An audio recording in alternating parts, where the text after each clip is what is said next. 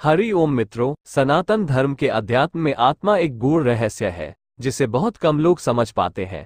इसे जानने के लिए कोई कितना भी शास्त्रों को पढ़ ले, उनमें से तर्क निकाल ले, अपनी बुद्धि से समझने की कोशिश कर ले, आत्मा के सही रहस्य को नहीं समझ पाएंगे। आत्मा परमात्मा की बातें करेंगे, लेकिन आत्मा के सही स्वरूप को नहीं जान पाएंगे। आत्मा के गूढ़ रहस्य को समझने के लिए कम से कम अध्यात्म की ऊंची स्थिति की पहली सीढ़ी आत्म साक्षात्कार का होना बहुत जरूरी है। जब तक मानव अपने अंदर बसे ईश्वर के आत्म रूप का दर्शन नहीं कर लेता, तब तक भटकना ही होता है और उनके तर्क और संशय कभी नहीं मिटते हैं।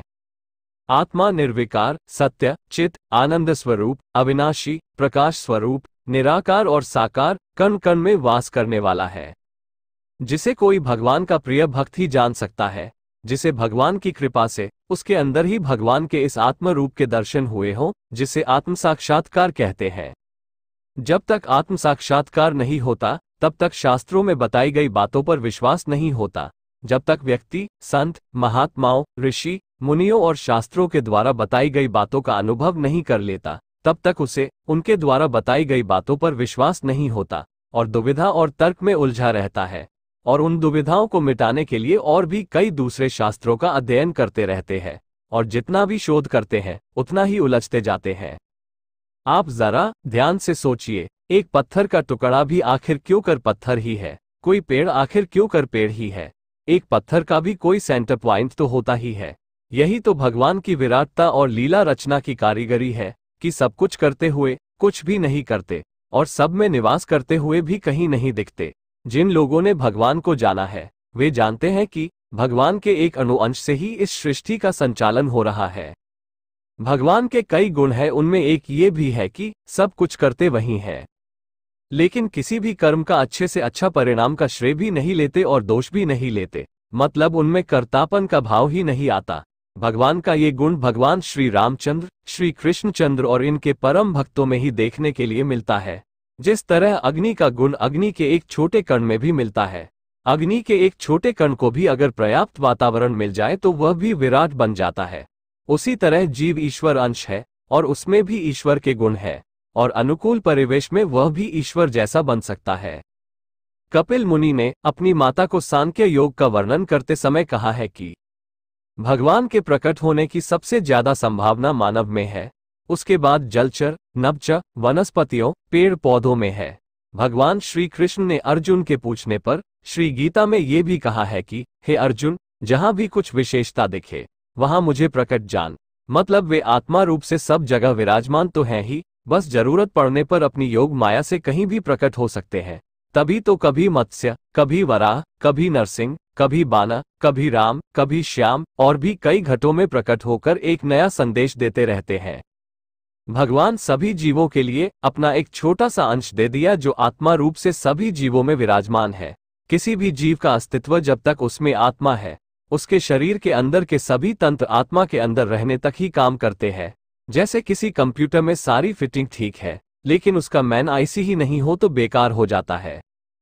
शास्त्रों के अनुसार जब कपिल मुनि ने, जो भगवान के अवतार माने जाते हैं, जब विराट पुरुष की रचना की तो उसमें सभी तत्व जैसे अहंकार, पंचभूत और सभी 24 तत्वों की स्थापना कर दी, तो भी वह विराट पुरुष सजीव होकर नहीं उठ पाया। तब भगवान नारायण से कहा गया, तो भगवान नारायण अपने अंश की स्थापना की और वह विराट पुरुष उठ खड़ा हुआ। अगर कोई आपसे आपके हाथों की तरफ इशारा करके ये पूछे कि यह क्या है, तो आप बोलेंगे कि यह मेरा हाथ है। अब देखिए, आपने कहा मेरा हाथ, मेरा शरीर, मतलब ये कि इस शरीर के जितने भी अंग हैं वो आपके हैं, लेकिन आप वो शरीर नहीं है। तो आप कौन हो?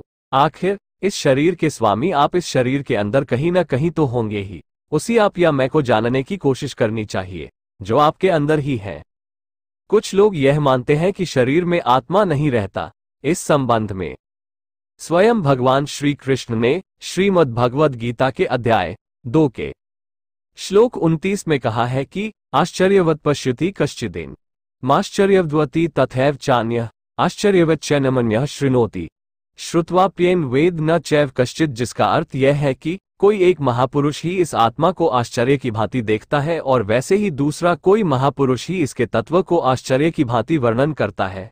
तथा दूसरा कोई अधिकारी पुरुष ही इसे आश्चर्य की भांति सुनता है, और कोई कोई तो सुनकर भी इसको नहीं जानता।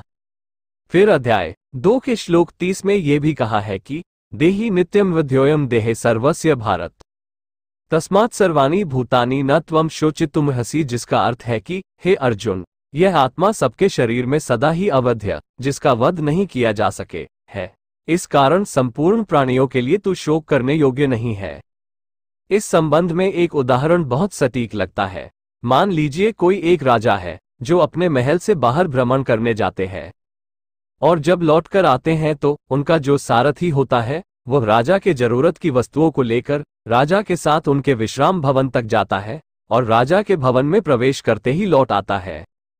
अब अगर उससे कोई पूछे कि राजा का भवन कैसा था, तो वह भवन को जितना देखा उतना ही बता सकेगा। लेकिन वही सारथी अगर कोई दोस्त या प्रियो में से होगा तो वह भवन के अंदर तक जाएगा और कुछ देर रुककर थोड़ा जलपान कर लौटेगा, और उस मित्र से कोई राजा के ऐश्वर्य के बारे में पूछेगा तो वह थोड़ा विस्तार से और सही बता पाएगा। यहाँ सारथी के दोनों वर्ग का वर्गीकरण का मापदंड उनके मन और बुद्धि की ऊंचाइयों के अनुसार है। जिसका मन और बुद्धि जितना शुद्ध होगा वो ईश्वर के उतना ही करीब होगा और उनके गुणों और स्वभावों से उतना ही परिचित होगा। मित्रों, यह एक बहुत बड़ा विषय है जिसका वर्णन भगवान के गुणों का वर्णन करने जैसा है, जो इस एक वीडियो में नहीं हो सकता। और जिन लोगों ने इसको थोड़ा भी जाना है उनका कहना है कि 7 समुंदर की मासी करो और लेखनी सब बन राय, धरती को कागज करो, हरि गुण लिखा न जाए। इस दोहा को सभी भगवान को जानने वालों ने अनुभव किया है और सही माना है। मित्रों, आज इतना ही। आप इस संबंध में अपने प्रश्न या विचार कमेंट कर जरूर बताएं। वीडियो को लाइक और शेयर भी करें, साथ ही चैनल को सब्सक्राइब भी कर लें। धन्यवाद। शुभमस्तु।